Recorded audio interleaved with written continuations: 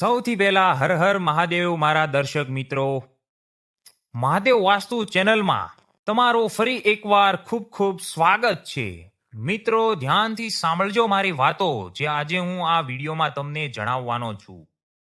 આજે આપણે વાત કરીશું આપ સૌની રાશિ તુલા રાશિ વિશે અને જાણીશું કે 1 થી 7 જૂન 2026 જૂન મહિનાનું પ્રથમ અઠવાડિયાનો સમય તમારા માટે કેવો રહેવાનો છે. હું જાણું છું કે તુલા રાશિના લોકો છેલ્લા કેટલાક સમયથી ઘણી બધી મુશ્કેલીઓનો સામનો કરી રહ્યા છે. મેં જોયું છે કે તમે મહેનત તો ખૂબ જ કરો છો પણ તમને તેમનું પૂરું ફળ નથી મળી રહ્યું. સાચી વાત ને? અને બીજા લોકો તમારી ભલાઈઓનો પૂરેપૂરો ફાયદો ઉઠાવી રહ્યા છે. ક્યારેક તો એવું લાગે છે કે જેની આપણે સૌથી વધારે મદદ હોય છે ને તે જ લોકો સમય આવવા પર આપણો સાથ છોડી દે છે. પણ મારા અનુભવ મુજબ હવે તમારો સમય ધીમે ધીમે બદલાવા જઈ રહ્યો છે. આ વિડીયોને પૂરેપૂરો ધ્યાનથી સાંભળજો અને સમજવાની કોશિશ કરજો, કારણ કે આ માત્ર એક રાશિફળ નથી, આ કોઈ એક પ્રેડિક્શન નથી, પણ તમારા જીવનને એક નવી દિશા આપવા માટેની જાણકારી છે. તમારો અનુભવ મને કોમેન્ટમાં જરૂર જણાવજો.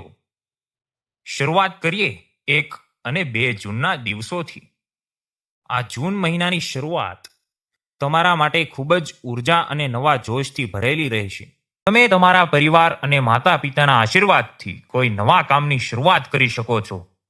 જીવનમાં જે પણ પરેશાનીઓ હતી તે હવે ધીમે ધીમે દૂર થવાની શરૂઆત થશે.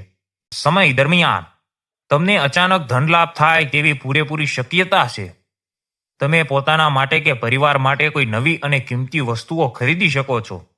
જો તમારું કોઈ જમીન મકાનનો સોદો કરવાનું સપનું છે કે પછી નવું વાહન લેવાનું સપનું છે તો તે આ દિવસોમાં પૂરું થઈ શકે છે. મેં ઘણીવાર જોયું છે કે આવા શુભ સમયે લીધેલા નિર્ણયો ભવિષ્યમાં ખૂબ જ મોટો ફાયદો કરાવતા હોય છે. જો તમે જોબ શોધી રહ્યા છો અથવા તો નોકરી બદલવાનો વિચાર કરી રહ્યા છો તો તમને નવી સારી તક પણ મળી શકે છે. વેપારના ક્ષેત્રમાં પણ તમે કોઈ મોટો અને સાચો નિર્ણય લઈ શકશો. બસ તમારી તબિયત પર થોડું ધ્યાન આપજો. માથાનો દુખાવો કે શારીરિક થાક લાગી શકે છે. બાકી આ સમય તમારા માટે ખૂબ જ શુભ અને લાભદાયી છે. હવે વાત કરીએ 3 અને 4 જૂનની. આ સમય થોડો સમજી વિચારીને ચાલવાનો છે. આ દિવસોમાં તમારે તમારા કામના સ્થળે અને નોકરીમાં વધારે મહેનત કરવી પડશે. જો તમે કોઈ સરકારી નોકરીની તૈયારી કરી રહ્યા છો કે પછી કોઈ હરીફાઈવાળી પરીક્ષા આપવાના છો તો તમારે તમારી મહેનત થોડી વધારવી પડશે, કારણ કે સફળતા માટે સંઘર્ષ જરૂરી છે. મેં જોયું છે કે આવા સમયે લોકો થોડા આળસુ થઈ જાય છે અથવા તો તેમને નાની નાની વાતોમાં ગુસ્સો વધારે આવે છે. પણ તમારે એકદમ શાંતિ રાખવાની છે. કોઈની પણ સાથે કારણ વગર વાદ વિવાદમાં પડવું નહીં. તમારા લગ્ન જીવનમાં અને પરિવારમાં પણ થોડી શાંતિ જાળવજો. ધ્યાનથી સાંભળજો મારી આ વાત. આ સમયે કોઈની સાથે ઝઘડો ન કરવો તમારા માટે નુકસાનદાયક સાબિત થઈ શકે છે. જોકે પૈસાની બાબતમાં આ સમય સારો છે. ધંધામાં કોઈ જગ્યાએ તમારા પૈસા ફસાયેલા છે કે કોઈની પાસે ઉઘરાણી બાકી છે તો તે પૈસા પાછા આવવાની પૂરી શક્યતા છે. બસ તમારે થોડી શાંતિથી કોશિશ કરવી પડશે અને ભગવાન પર ભરોસો રાખવો પડશે. આગળ વધીએ અને વાત કરીએ 5 અને 6 જૂનની. મિત્રો, આ 2 દિવસો તમારા માટે ખૂબ જ સાવચેતી રાખવાના છે.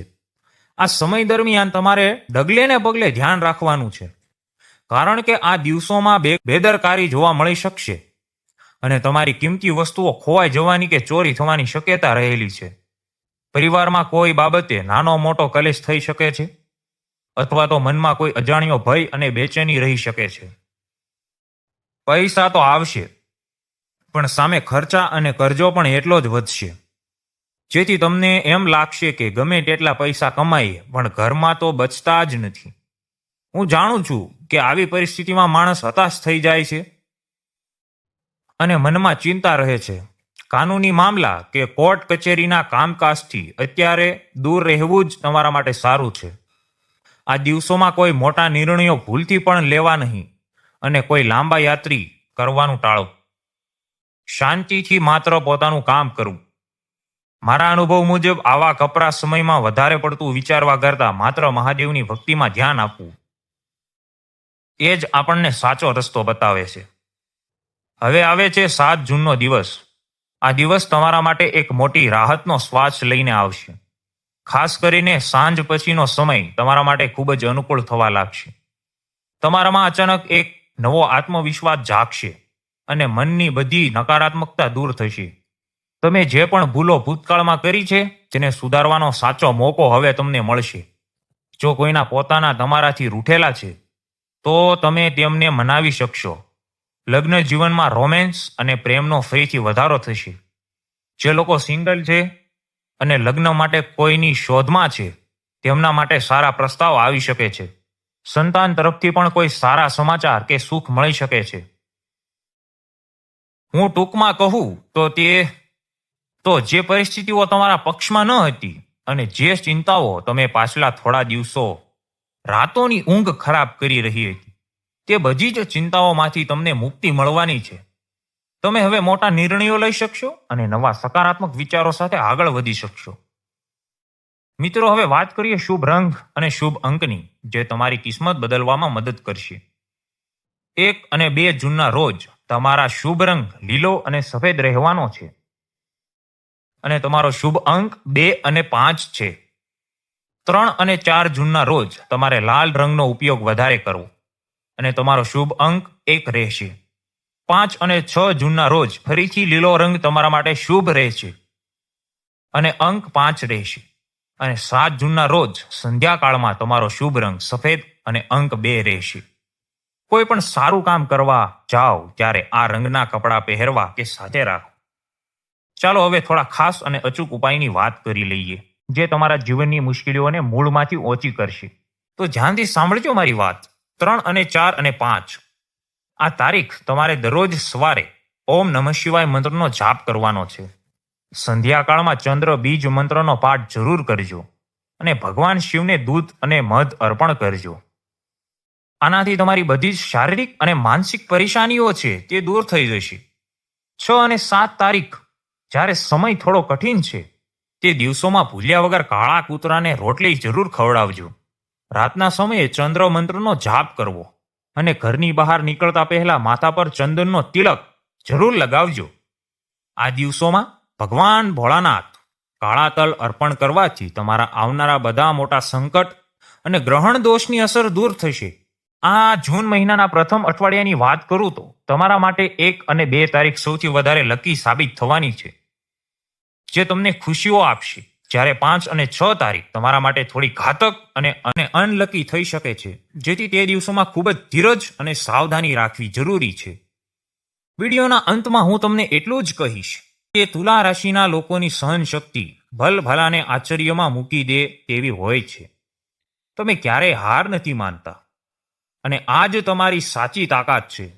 અત્યારે સમય ભલે થોડો કઠિન લાગે, પણ મહાદેવ પર પૂરો ભરોસો રાખજો. તમારો સૌથી સારો સમય બહુ જલ્દી આવવાનો છે.